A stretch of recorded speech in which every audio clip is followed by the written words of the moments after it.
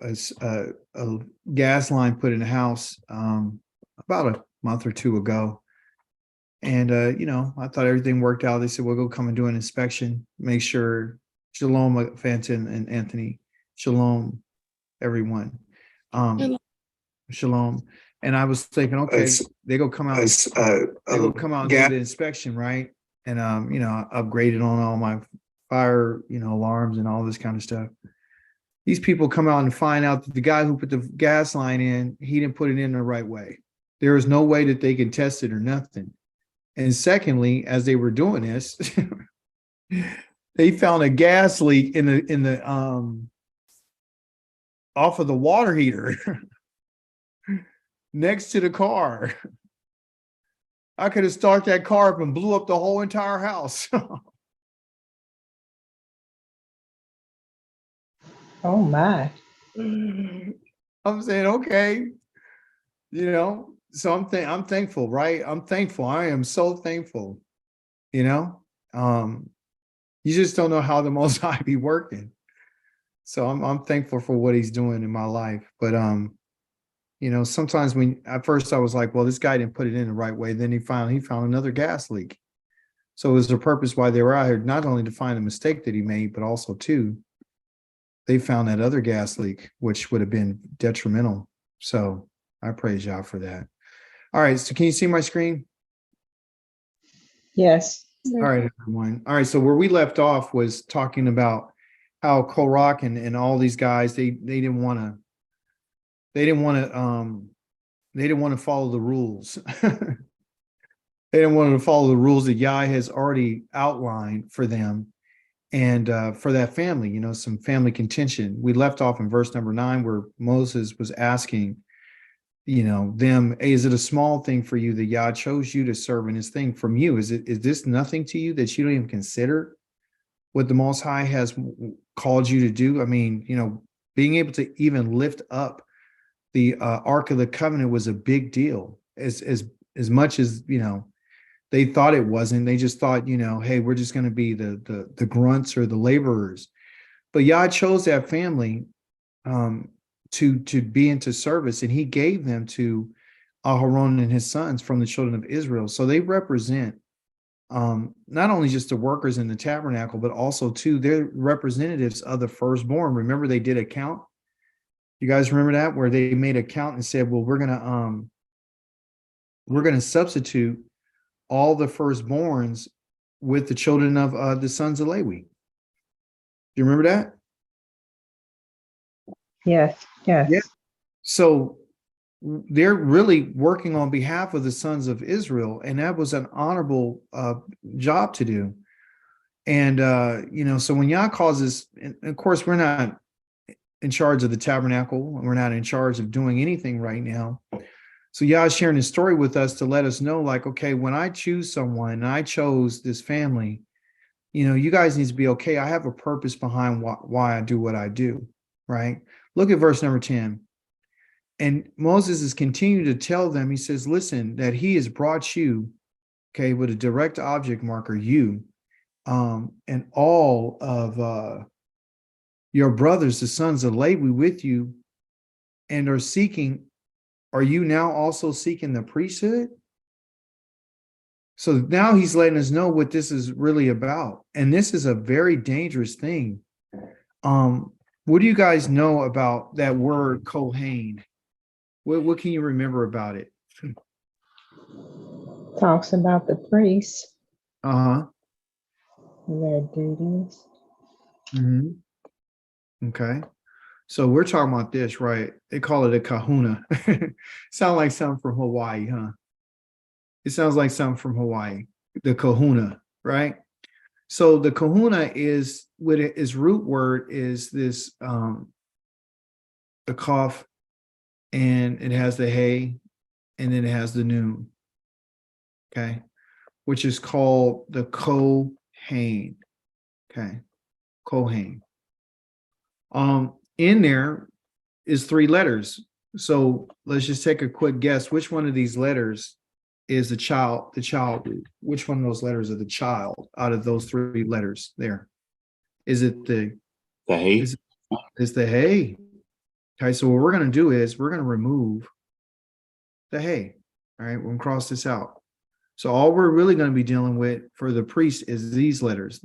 Okay, the Kaf and the final noon, but I'll put it in a regular noon. Okay, so what is the palm? I mean, what is the? I just told you the Kaf is the palm of the hand. Okay. Okay, and the noon is the what?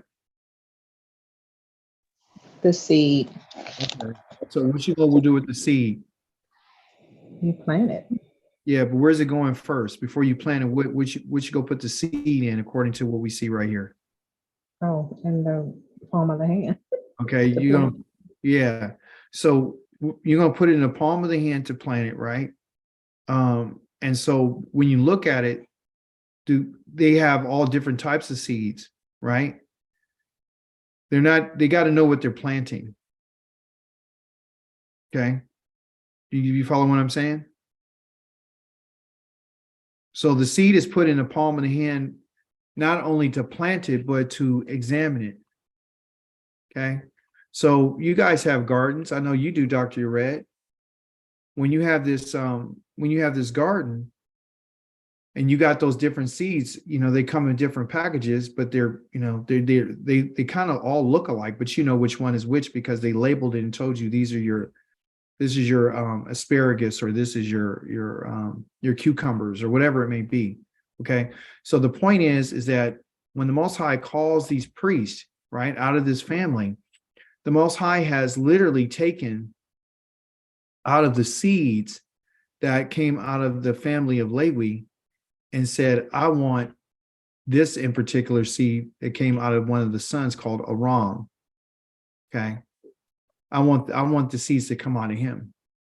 And then remember, he had brothers too, which was Korach's dad, called Yitzhar. That's his daddy.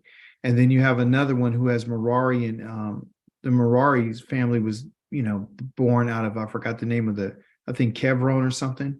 But anyway, so Lewi had 4 sons. And out of these sons, he said, I'm going to choose the family of Amram. Okay. And out of there, you got Aharon, and then you got Moshe, and then you have Miriam, right? She's the sister. Okay. So out of those sons right there, Aharon is the firstborn. He's the firstborn. Moshe is the second.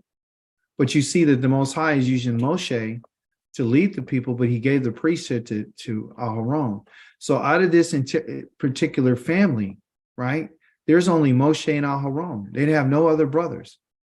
So it looks like this is their operation. This looks like it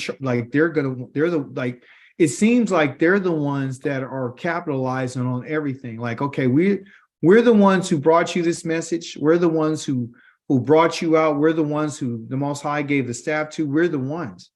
So it's only those two. So it's those two against everybody else in Israel. Okay. I want you guys to see that. All right. So it seems to the rest of the people that these guys are coming up, they're having what they would call a come up. Okay.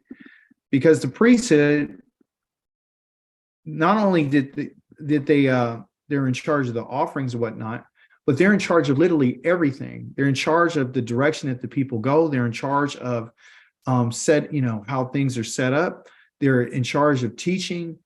And so the Kohen, when we talk about the Kohen in terms of examination, they are literally going to be the foundation of the family. Okay. They're going to be the foundation of the family, meaning this word too that talked about Kohen is, like you said, Akoti, is to take the seed in the palm of the hand. And then once you have it there, and after examining it, okay, going through an examination, then you're going to plant it. That's what you're going to do. You're going to plant that seed. Once you plant that seed, the seed is going to take root. And then once it takes root, it becomes established. Okay. So when we look at this idea of the root, okay, the Most High chose Aharon and his sons. So what he has already done, he's already established them in the ground as if they were a seed. I'm planting them, and they're going to be the root. And once the root grows and it becomes very strong, okay? The root's going to become strong, then it becomes firm. Whatever comes out of that ground, depending on the root system, it is then firm, okay? It's going to be very firm, right? And then it's going to be able to grow straight or whatever. So the Most High is literally saying to us that the children of Levi, the sons of Yitzhar, which is Korach and the people around him, they're saying that we want to tear up this. We want to get rid of this root. We don't like the root that's here now, which is Aharon, okay, and Moshe. We don't want them. They're the ones who are establishing the nation, going all the way back to Mitzrayim. Does anyone have any questions or contributions that you want to add or anything? Examining. Okay. So you guys you got that? All right. So it was critical. They want to rip out what Yah put in the ground. Okay. Not only are they the foundation of the family, but what are they then? If they're the root and they're the firmness of the family, they're the leaders of the family. That's what they are. They're the top tier leadership of the family. So they have a problem with Yah's leadership and who he chose to be these people. This is what it's all about. Okay. Now you might ask yourself, what role did these other two, which are called Aviram and Dathan, what role were they playing? And they belong to Reuven's family. Okay. What role if they're after the priesthood, okay, if Kohath which is Korach, if he's after the priesthood, then what are these two guys after? The 1 and 2 spot. Go ahead. What's that? They're after that number 1 and number 2 spot. They're after that number 1. Boy, you you get it. They're after the number 1 spot, which is Moshe, okay? And they're going to give the number 2 spot, okay, which in this case is Aharon. So if Kohath or Korach is after Aaron, that's who they're after. Okay? That's who they're after. Dathan and Aviram are after Moshe. They want his spot because he's the one who's leading the people. Now, when Israel, and this is important for us to understand, okay, because we don't want to get lost in the sauce. We're not a religious people. We want to understand why the Most High wrote this, okay? He's going to tell us what it is. A lot of times, people think I'm just trying to check them and all this kind of stuff. I'm not trying to check anybody. I'm trying to let them know. You got to understand about our family. These are people in our family. These are things that have been passed on from generation to generation to generation that he's trying to get us to see. Reuven was the firstborn. He's the firstborn, and that's who they're from. So you're right, Dr. Yared. They want first position, and they're going to give the second to the priest because Moshe's in charge. So they look at him, okay, well, he ain't doing the priest stuff. He's in charge. Now, when you read your Torah portion, what did Aviram and Dathan speak to Moshe when he asked him to come? Did he call for them? No. No, they didn't go. When they had a conversation and they sent a message back to him, they said some stuff, and I'm going to go ahead and we're going to move a little bit faster so you can see that, okay? They didn't come when he called them. And the reason why they didn't come is because of what they were after. Listen what he says. Okay, verse number 11, we're going to move a little faster. I'm reading from right to left. So then he says, therefore you and all your company, gather together. You've gathered together against the Yahweh and Aharon. What is he that you're complaining against him? So, you're going against Yah because you're talking about Aaron. You think you're going against Aaron, right? But you're not. You're literally going against Yahweh. You're going against the one Yah chose. Verse number 12. And Yishlach, and he sent Moshe to call for Dadan and Aviram, the sons of Eliav, which are the sons of Reuven. But they said, no, we're not coming up to you. Verse number 13. Listen to what they said. They asked, is it a small thing? Well, did we not just hear what Moshe said to that he said to Korach and his group? He just asked them. He said, is it not a small thing that that Yah has called you out from your brothers? Now, this is what these guys are saying to him. Is it a small thing? So they're regurgitating to him what he just told them, and they weren't even there. So we understand that somebody was standing there and went and delivered the message to them because they said the same phrase. Is it a small thing? Is it a very few thing that you have brought us up?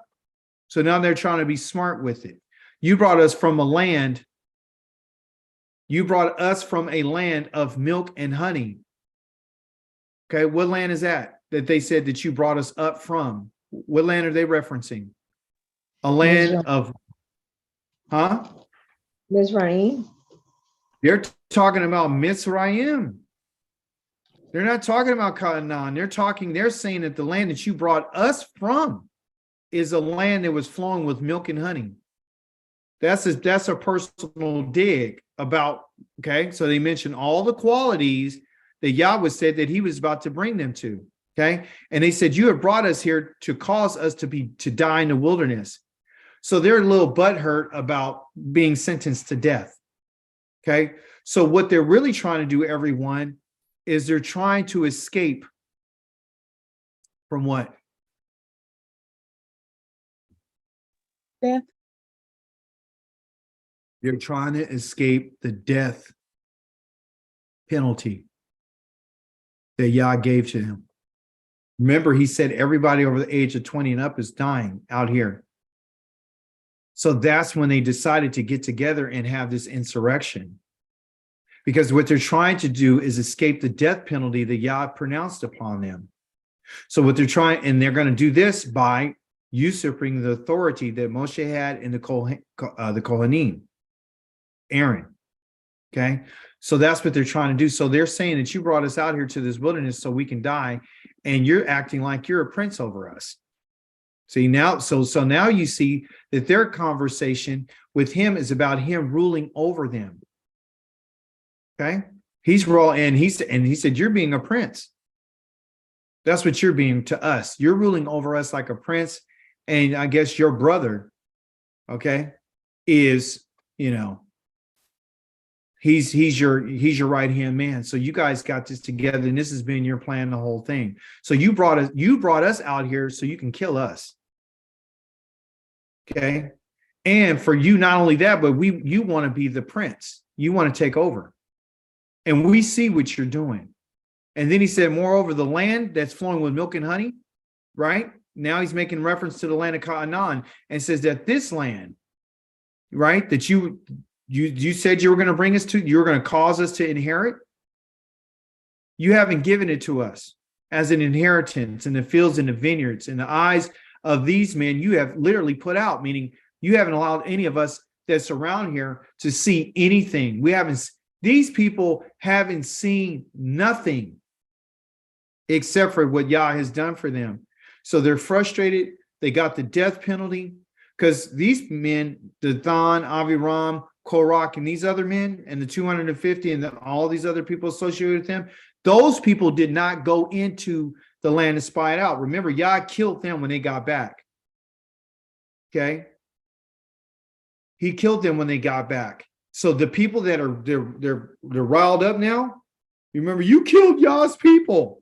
Remember, they're screaming, they're complaining, and all this kind of stuff. Okay, we're doomed. We're going to die.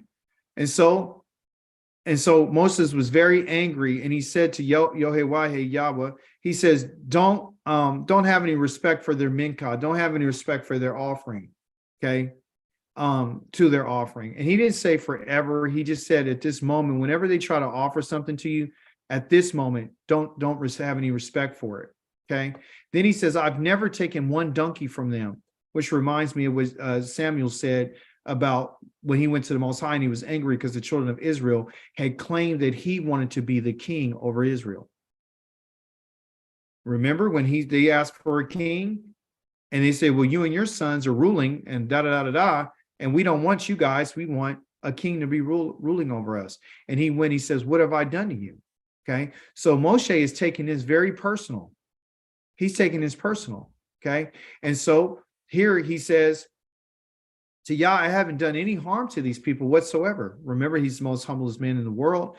And so he hasn't done anything. Okay. So Moshe now is experiencing this rejection of the people. That's why he called out to the Most High. And he said, Moshe to Korach and all of his company. Okay. Present yourself before Yahweh and as well as Aaron tomorrow.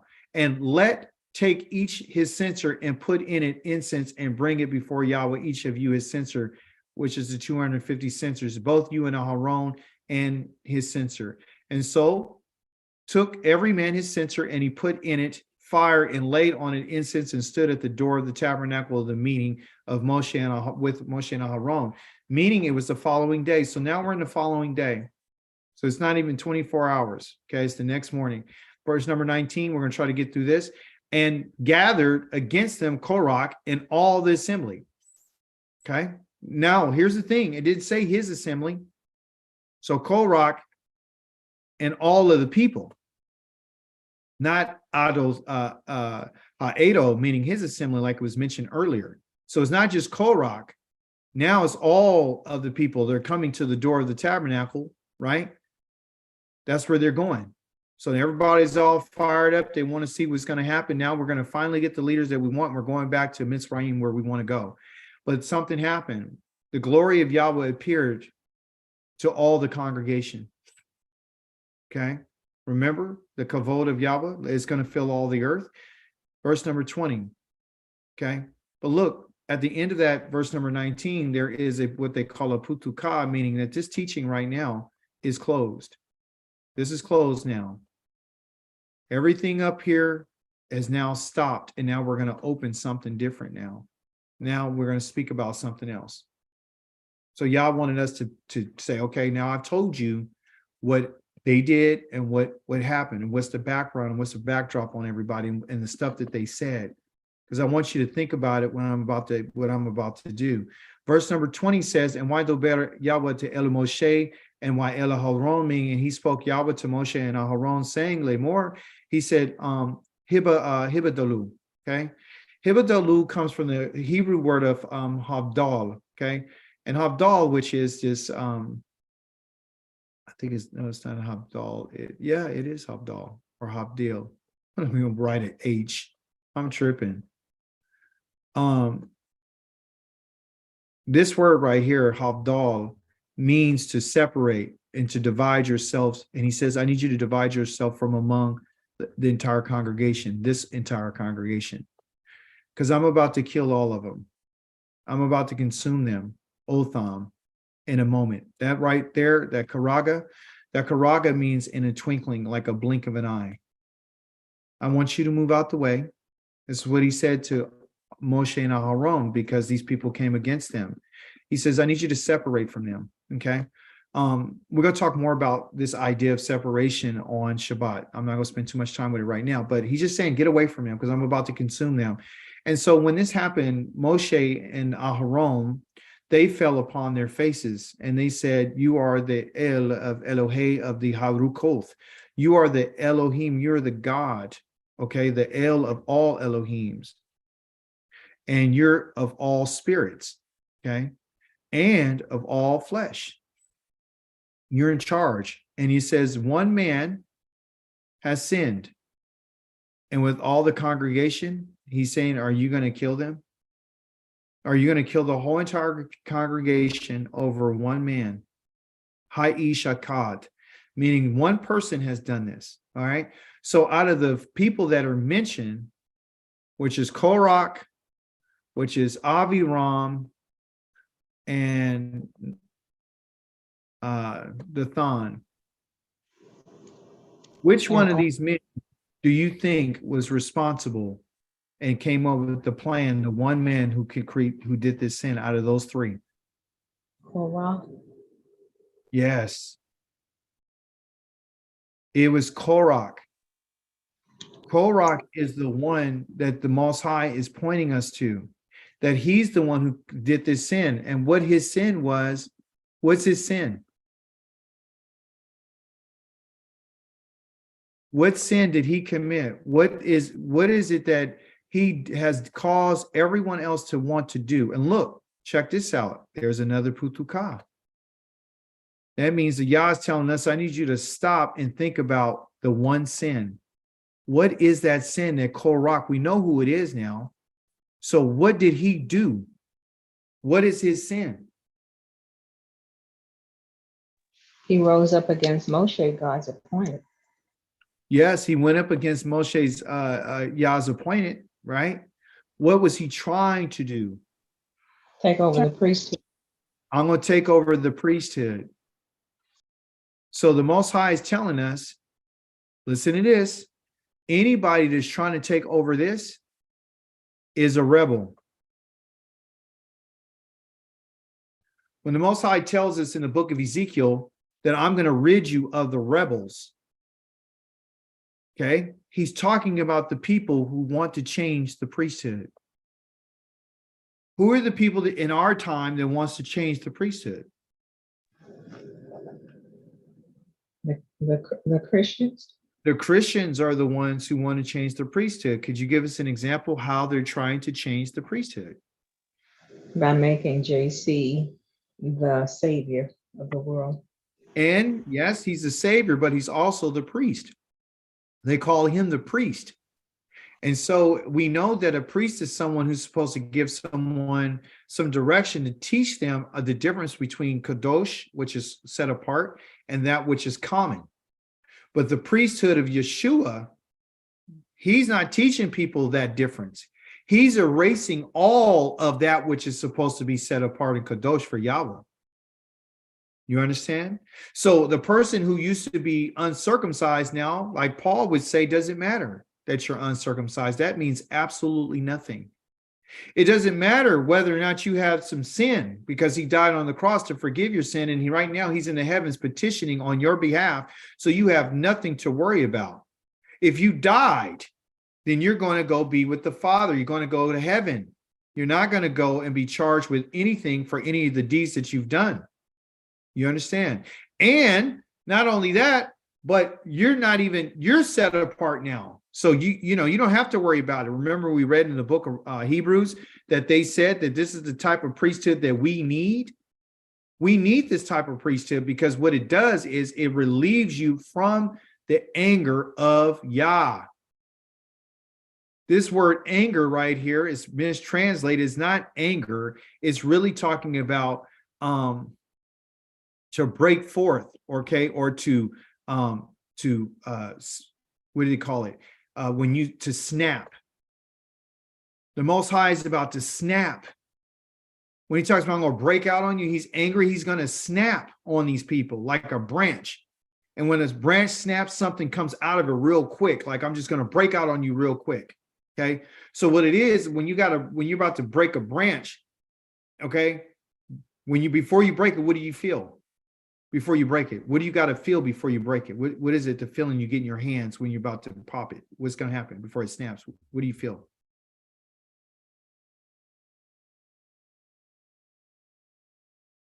You feel the tension. Pressure. You feel the pressure. You feel everything getting tight because it is about to literally explode. And that's what Yah's talking about. Okay.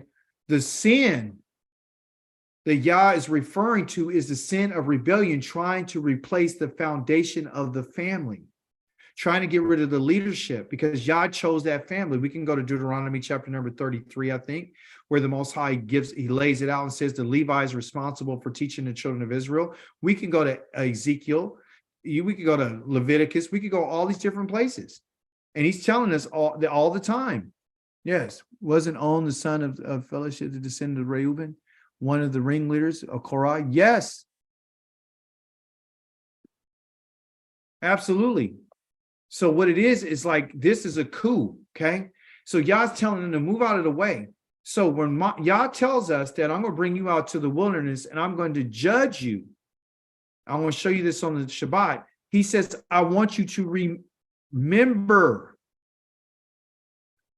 I want you to remember this incident. I want you to remember Korach's sin. I want you to remember this. Yah's giving us a clue. He's telling us, like, if you do this, you're getting this. You're getting the explosion. I'm going to snap on you and I'm going to devour you. The Akalah, talks about eating, but it's really consuming. I'm going to consume you as fast as you can blink. That's what's coming. Okay. Moving along. So I hope everyone gets this, because we're going to go to that part of the wilderness and I'm going to show you where the Most High is telling us that this is what's going to happen to you. Okay. Wadober Yahweh de El Moshe Lemor. This is the phrase that Yah uses all the time. And he says it to them in a PL form, even when he's just giving out instructions. Yah hasn't changed his temperament right now. It's still the same, even when he's giving a command. Outside, this is what I love about the Most High.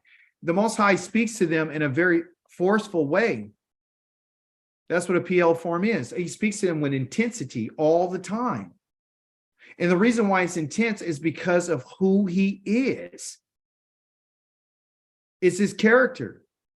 You understand? He's speaking forcefully, not just in this situation with these rebels, but when he gives out a command, or he talks about how to eat, or he tells them where they're going to go. Yah is always speaking in a very forceful, in a very intense way. Okay? So I know a lot of people have a problem with individuals like myself. When I talk, okay, I get accused of being arrogant, I get accused of being cocky, or I get accused of being mean, because when I speak with authority. Some people stopped coming to class because they said, you scream. You're yelling at us. I don't like to be yelled at. Well, then that's your problem, because the bottom line is Yah is talking to us in a very intense manner. And the message, and when he tells Moshe to go tell these people this, Moshe is not supposed to go in a very passive manner. He doesn't supposed to be, yes, he's humble, but he does not supposed to go to them and speak to them in what they would call a qual way, a very simple way, a very passive way. Okay, because what we're talking about is we're talking about life and we're talking about death. That's what we're always going to be talking about, how to live or how you're going to die. Because that's what's been given to us, life and death. And he tells you, I need you to make a choice. Look at what he says in verse 24. If you look right underneath it, that's that PL, and it's an imperative. It is a command. He says, speak to the congregation. I don't want you to make a recommendation. I need you to go speak to them. This is a command saying, get away from the tents of Korach, Dathan, and Aviram. Get away from their tents, their dwelling places. And Wayaquam, he rose up. He lifted up himself. Okay. Listen to this. And this word right here is kum. Okay. Or kum. And kum means to like kumbaya. Yeah. Kum. Q-U-M. Kum. And it means to rise. It means to ascend. Okay. At this, you don't hear Moshe say nothing.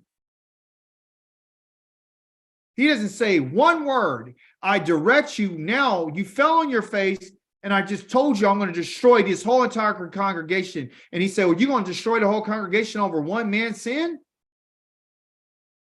And Yah gave him a command and imperative and said, rise and go tell these people what I said.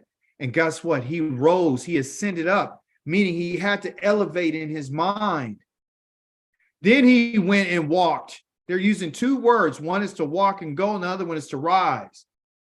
Why is Kum mentioned? Kum is mentioned for the simple fact we got to see the mindset that Moshe had to take in order to go deliver this command. Okay. And he told, look, and he went, and after he had this mindset, he went up and he went to Dathan and Abiram. Okay. So we know just based on, he says, get away from the tents. He didn't go over to Korach. So we know that Korach, we know that Dathan, and we know that Abiram were all living in close proximity. Because when we looked at our diagram, when the temple, the tabernacle was set up, we got the south, we got the north, we got the east, and we got the west. We know that down here in the south, we had Reuven, Shimon, and Gad. And on this side, make it clear. Boy, I'm excited about this. I got to finish this out. Let me see. Let me look at this right here so I can tell you why. Why is this? Why is he saying to get away from them? And what does it have to do with us? I'm about to show you something that should have an impact on your life. Okay, where's it at? Come on. Got all my teaching stuff. Beautiful lions. Couple of photos. Let's see. Come on, where are you? Here you go. All right. Check this out. I'm gonna go right here. I'll look at this one. I like that one better.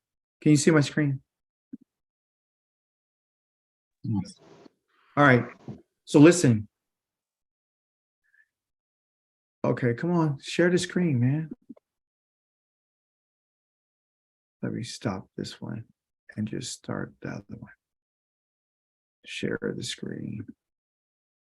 You don't want to miss this, because Yah's he's gonna tell us something about this rebellion, this idea that you're gonna go against what I said. Okay. If you look down at this diagram, this is a layout of where they were at the time. Okay. So you have the Kohath family right here. Here's the tabernacle, everybody. Okay. In the center. Yah put the families around him. And this is all Lewi. This is all Lewiim right here. Okay. That's their families. The Meraris are here, and the Gershonis and the Kohaths. Korach is from this family. Okay. If you look right here, Reuven is situated in the south, along with Shimon, and then also to Gad over here. So when their tents were located, when they came up and said, we want to do this insurrection, they were already in the same vicinity. They were already together. Okay. So on this end of the camp, there was a lot of stuff going on here. Okay. As we had learned before in some of our teachings, that there was more people that died on this part of the camp than any other place. Okay. Because they're not listening, they're rebels and all this kind of stuff. So when they came together, the Most High said, I want you guys, Moshe, I want you to go right now. And I want you to go and listen to me carefully. He says to move away from the tents of Korach, Dathan, and Abiram. And Abiram, these guys are right here. So Dathan's Korach's tent was somewhere in this area, and his tents were here. So when Moshe left, because he left the tabernacle, he went over here and he came around here. So he didn't have to go that far. And when he went there, he descended upon them. He had to rise up in his mind to go down to descend. Okay. Descend means I'm going to go down to go talk to these people. Okay. He's going down.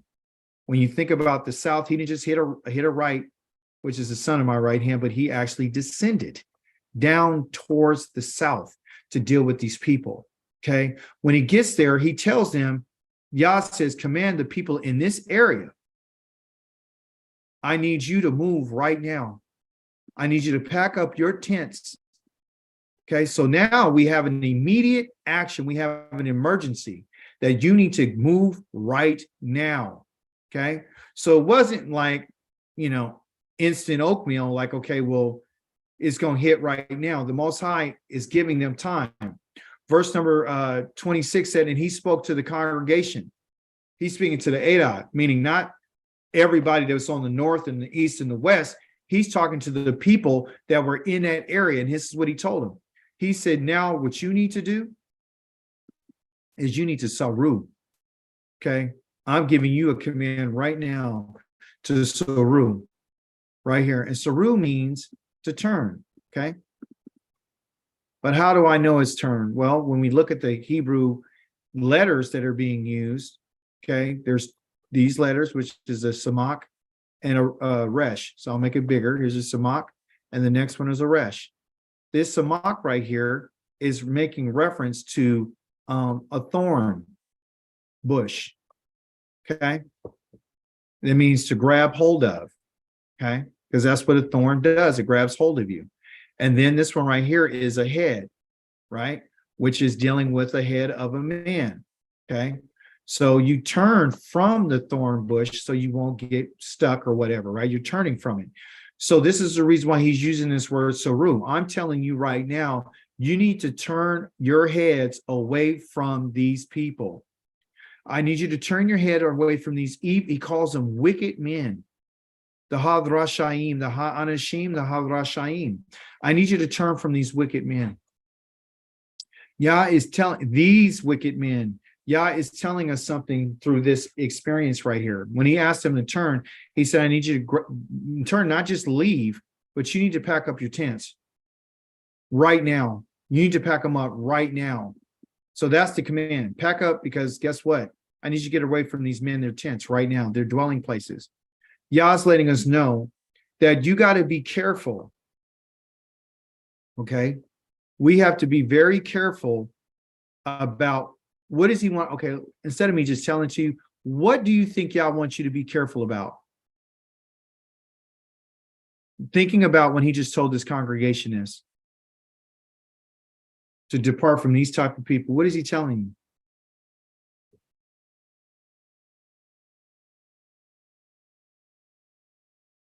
What message would Yah be telling us about getting up and getting away from these people?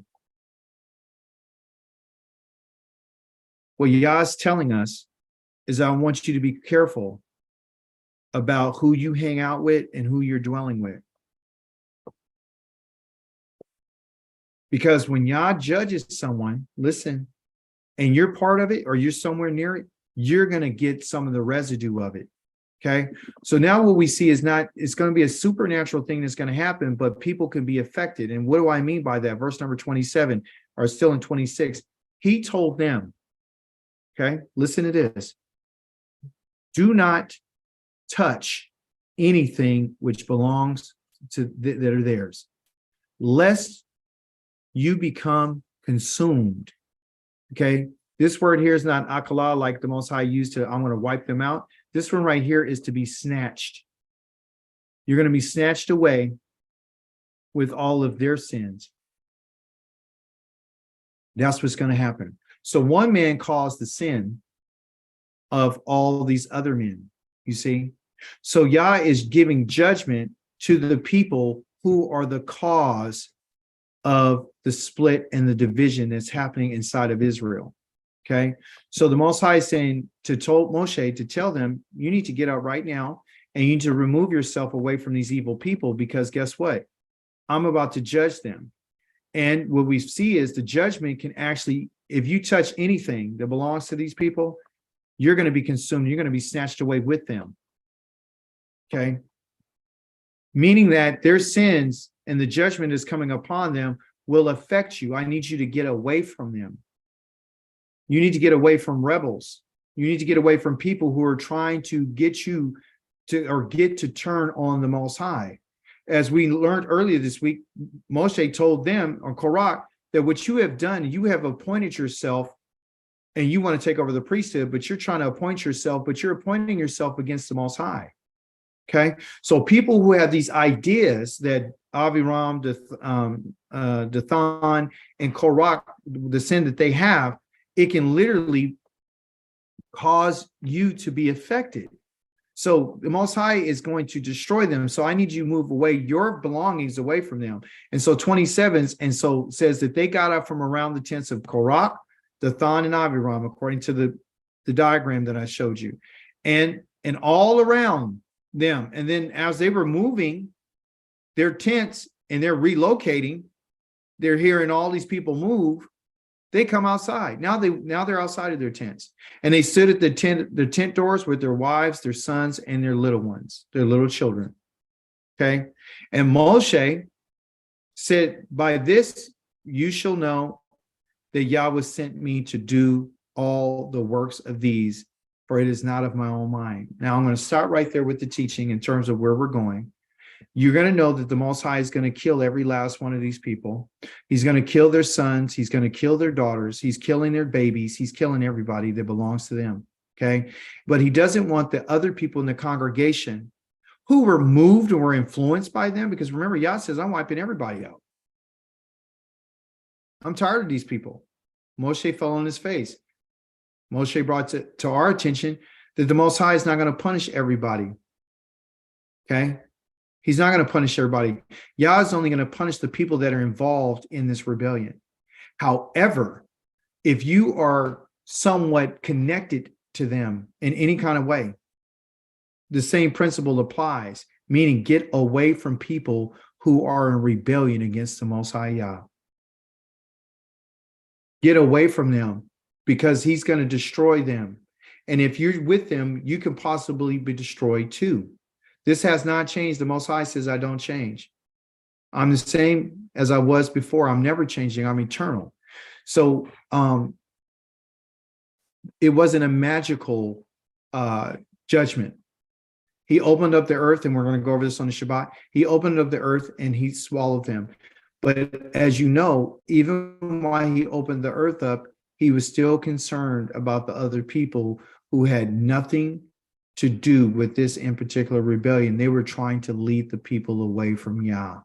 So the individuals, the rebels, are the ones who are trying to lead you away from Yah. Okay.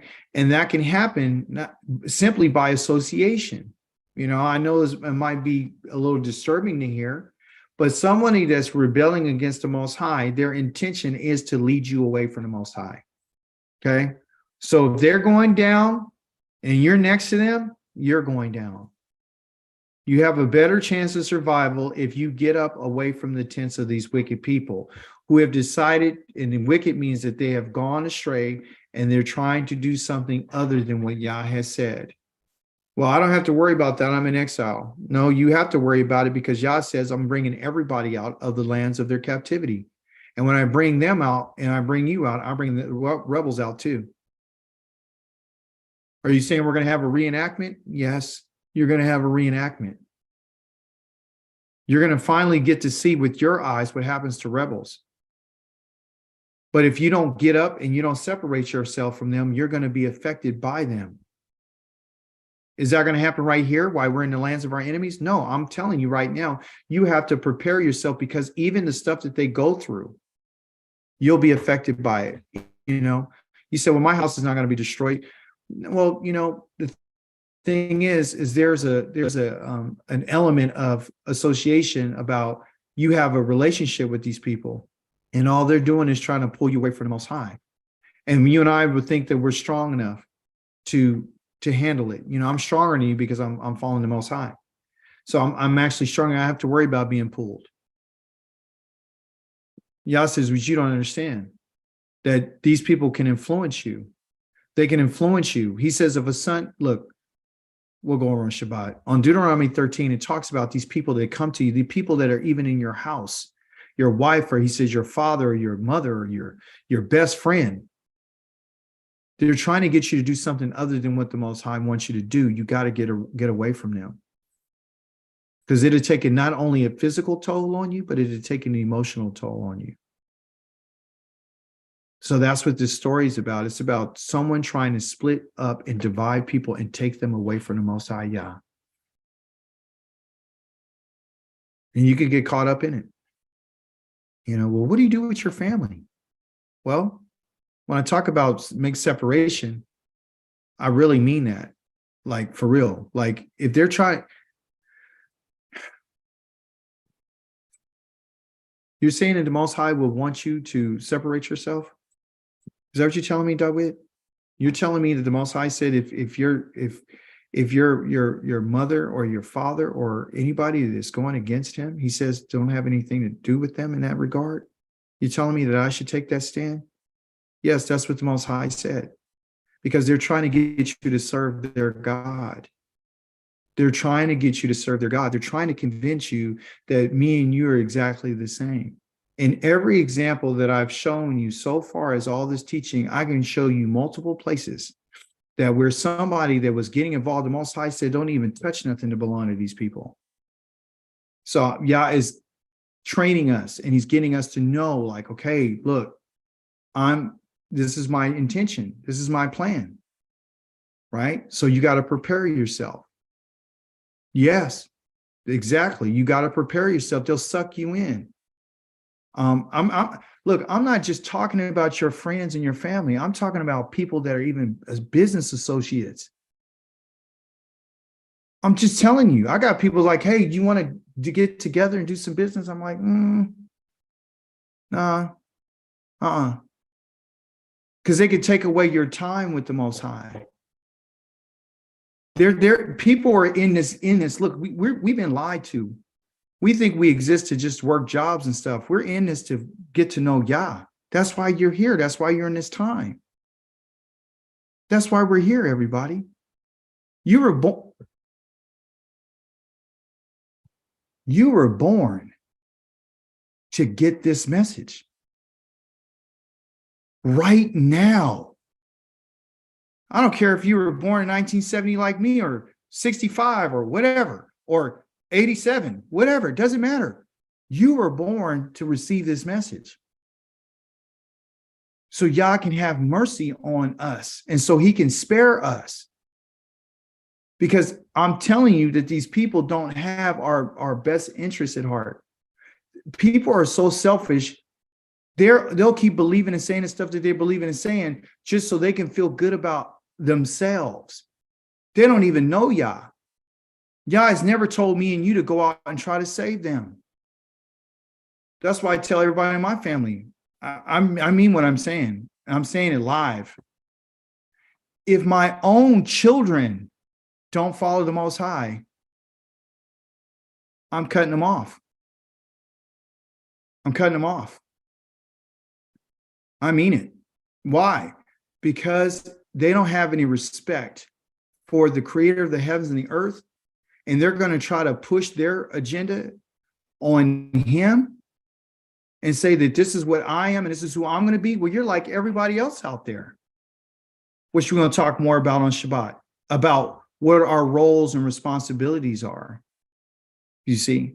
So Yah's not coming to us to make us listen to me. He's not trying to come to us just so we can find out that we're Israel. He's coming to us so we can start making some changes and make some adjustments and be better prepared to be out where you see this picture.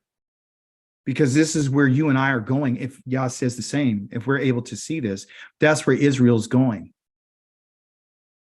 So right now it's nothing but a training session. That's all it is. I'm going to try to get you to understand who you're dealing with. You think he mentioned all these different times about Moses and Aaron fell on their face, and he told them 3 times. Even from what? Last week he said, move out the way. No, please spare them. I'll make a nation out of you. Then we got here, move out the way. Again, move out the way. You're going to see that again. Last week he said it 2 times. This week he said it 2 times. So he's never fully been able to wipe the people out. He's never been fully able to execute the judgment on them to sanctify his name. And that's what his goal is, and that's what his plan is. It's not going to be a lollipops and sugar pops when you and I go out to the wilderness. He's not bringing us out there to make friends with us. He's out there to check us as a people and make us fully understand who he is. And he's going to show you and I what happens to the people who have turned their back on me and tried to convince you that there's another Elohim and that you don't have to take this serious and you don't have to worry about this and you don't have to protect his name. You don't have to live a certain way. You don't have to honor what he said. You don't have to respect the role that he put you in. And you're going to be sadly mistaken. Because Yah's not playing with us. Now, I know we don't get that message. I know everyone's just telling you Israel, be happy, you got your lottery ticket. No, you were found out that you were Israel so you can make some adjustments because the judgment is coming. That's all I'm here to say. That's all. I'm your brother. I love you. That's what a brother is, someone who's supposed to be a wall of protection. I'm supposed to help prevent you from getting burned up. If you really look at the word brother, ak, I don't want to keep you. We'll talk about that later, okay? But you look at that word ak, and you will see a strong wall. You'll see a strong wall, and it's there to protect you from the fire. That's what the brother's supposed to do. Hallelujah, hallelujah, praise the mighty Yah. Lila Tov to each and every last one of you, and if Yah's willing, I'll see you in Shabbat. Lila Tov, Toda Rabba. Lila Tov. Lila Tov. Lila Tov. Lila Tov.